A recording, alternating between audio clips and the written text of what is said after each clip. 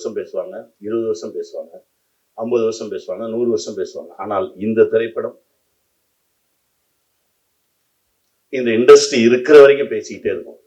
அப்படி ஒரு திரைப்படம். நான் எப்பவுமே சசி நானும் மீட் பண்றது இப்போ ஒரு 5-6 வருஷமா ரொம்ப ஃப்ரீக்வெண்டா மீட் பண்ண முடியல. ரொம்ப கேப் விட்டு தான் மீட் பண்ணுவோம். அப்படி மீட் பண்ணும்போது அவர் பண்ணிட்டு இருக்கக்கூடிய ஒரு 5 கதையை சொல்லுவாரு. நான் என்னென்ன பண்ணிட்டு இருக்கேன்ற கதையை சொல்லுவேன். அப்படி ஒரு நாள் மீட் பண்ணும்போது ஒரு 4 கதை சொன்னார். இந்த கதை பண்றேன், இந்த கதை பண்றேன், இந்த கதை பண்றேன். அதுல இந்த கதையை சொன்ன உடனே நான் சொன்னேன், சரியான விஷயம் மாட்டிருக்குடா. ஏன்னா இந்த மாதிரி கதைகள் ஆக்டர்ஸையும் தயாரிப்பாளர்களையும் அது தேர்ந்தெடுக்கும். அப்படிதான் தேர்ந்தெடுத்திருக்கு. ஏன்னா சசி இதுல நடிக்கவே இல்லை. அவனோட ஒரிஜினல் கேரக்டர் தான். நான் கூடவே இருக்கிறதுனால எனக்கு தெரியும். அவன் நிஜமாவே அப்படிதான்.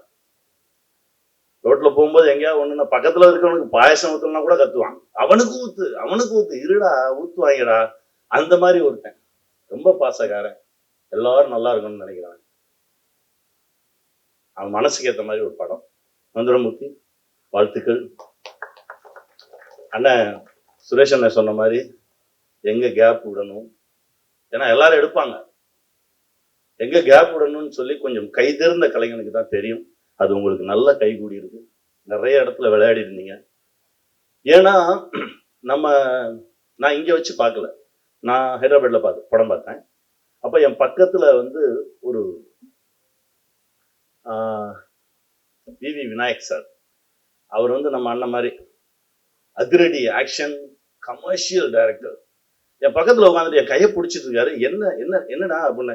எனக்கு கண் கலங்குது, எனக்கு அழுக வருது அப்படின்னா. அதுதான் அந்த படத்தோட வெற்றி. ஏன்னா தமிழ்ல ஓடிட்டு இருக்கு. ஒரு தெலுங்கு இயக்குனர். இன்னும் சொல்லணும்னா ஒரு 10 நாள் முன்னாடி நான் அண்ணனுக்கு ஃபோன் பண்ண ரவி அண்ணனுக்கு, அண்ணே படம் பார்க்கணும்ன்றாங்க. அப்பதான் அண்ணன் சொன்னார் அமேசான்ல இருக்கு. ஏன்னா அந்த படம் சுத்தி எங்கிட்டே வருது. இப்படி ஒரு படம், அயோத்தின்னு ஒரு படம், நீங்க இம்மீடியட்டா பாருங்க, நீங்க டைரக்ட் பண்றீங்களா தெலுங்குல அப்படின்னு. என் தம்பி படம், எங்க அண்ணன் எடுத்த படையா, என்கிட்டே சொல்றீங்க, நான் ஏற்கனவே பார்த்துட்டேயா அப்படின்னு சொல்லி ஆரம்பிச்சோம். அதுதான் ஒரு திரைப்படத்தோட வெற்றி. ரவியன் மாதிரி ஒரு தயாரிப்பாளர், அதாவது ரவியண்ணன் மாதிரி இல்லை, ரவியண்ணன் மட்டும்தான் இதை எடுக்க முடியும், வேற யாருமே எடுக்க மாட்டாங்க இந்த கதையெல்லாம் கேட்டா. அதுக்கு ஒரு தில்லு வேணும். அப்புறம் என் நண்பன்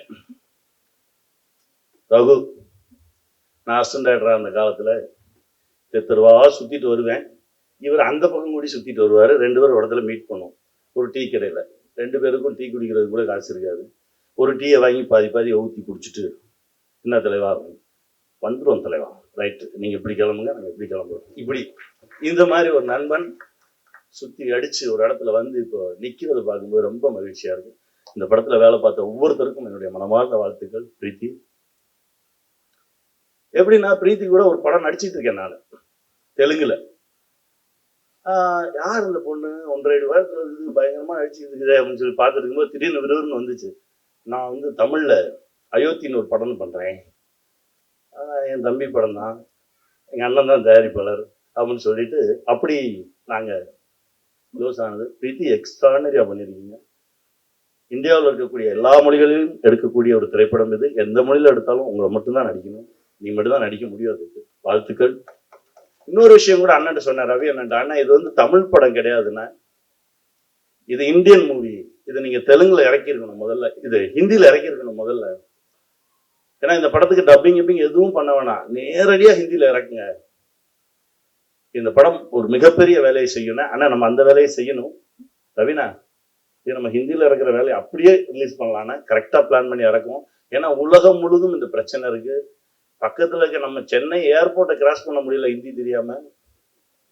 உள்ள போனாலே உருட்டி விட்டுறாங்க. நம்ம ஏதோ மொழியில பேசுறோம், அவன் என்னமோ பேசுறான், ஒன்றும் புரியல.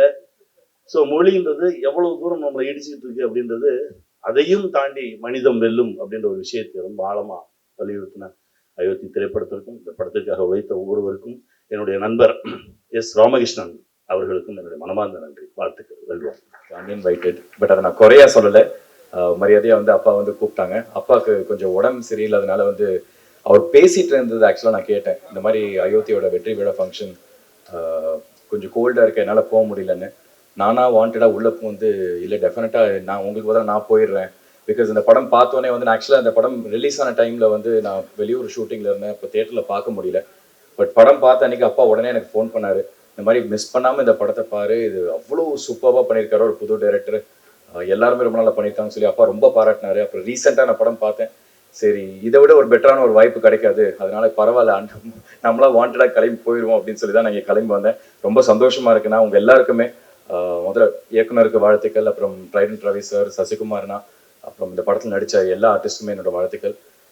ரெண்டு விஷயத்துக்கு நான் வாழ்த்துக்கள் சொல்லணும். முதல்ல வந்து என்னன்னா, ஒரு படம் ரிலீஸ் ஆகி 2வது நாளையே சக்ஸஸ் பார்ட்டி, சக்ஸஸ் ஃபங்க்ஷன் அப்படிங்கிற மாதிரி இல்லாமல் உண்மையிலேயே இது எல்லாருமே ஆத்மாத்மா இது ஒரு சக்ஸஸ்ன்னு அக்செப்ட் பண்ணதுக்கு அப்புறம் இப்படி ஒரு ஃபங்க்ஷன் நடத்தி எல்லாரையும் கூப்பிட்டு கௌரவப்படுத்துறீங்க. இந்த படத்தில் ஒர்க் பண்ண எல்லா டெக்னீஷியன்ஸையும், பிஹைண்ட் த கேமரா இருக்க எல்லா டெக்னீஷியன் கூப்பிட்டு கௌரவப்படுத்திருக்கீங்க. ஸோ அதுக்கு என்னோட வாழ்த்துக்கள்.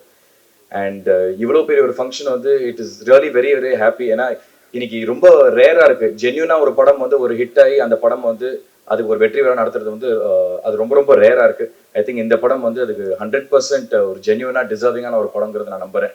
ஸோ இந்த மொத்த டீமுக்கும் என்னோட வாழ்த்துல தெரிவிச்சுக்கிறேன். அண்ட் ஆல் தி ஆக்டர்ஸ் எல்லாருமே ரொம்ப பியூட்டிஃபுல்லாக பர்ஃபார்ம் பண்ணியிருந்தீங்க. சசிகுமார்னா முக்கியமாக உங்களுக்கு ரொம்ப வாழ்த்துக்கள். பிகாஸ் நான் படம் அந்த கடைசியாக பார்க்குறப்போ வந்து நீங்கள் கடைசியில் இந்த அப்துல் மாலிக் அப்படின்னு பேர் சொல்கிறப்போ வந்து ஐ திங்க் உங்களை தவிர அது வேற யார் சொல்லியிருந்தாலும் அவ்வளோ கன்வின்சிங்காக இருந்திருக்காது. அவ்வளோ ஆப்டா இருந்துச்சு அந்த பெர்ஃபார்மன்ஸ் உங்களோடது. எவ்ரி ஒன் எல்லாருமே சேத்தன் பிரதர் எல்லாருமே இங்கே இந்த படத்தில் ஒர்க் பண்ண எல்லாருக்கும் என்னோட வாழ்த்துக்கள். ரியலி கிராட் தமிழ் சினிமாவுக்கு வந்து இவ்வளோ ஒரு அழகான ஒரு படம் கொடுத்துருக்காங்க அப்படின்னு.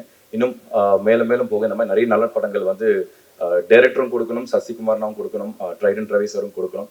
I'd like to wish this entire team all the very best. Thank you, man. Thank you so much.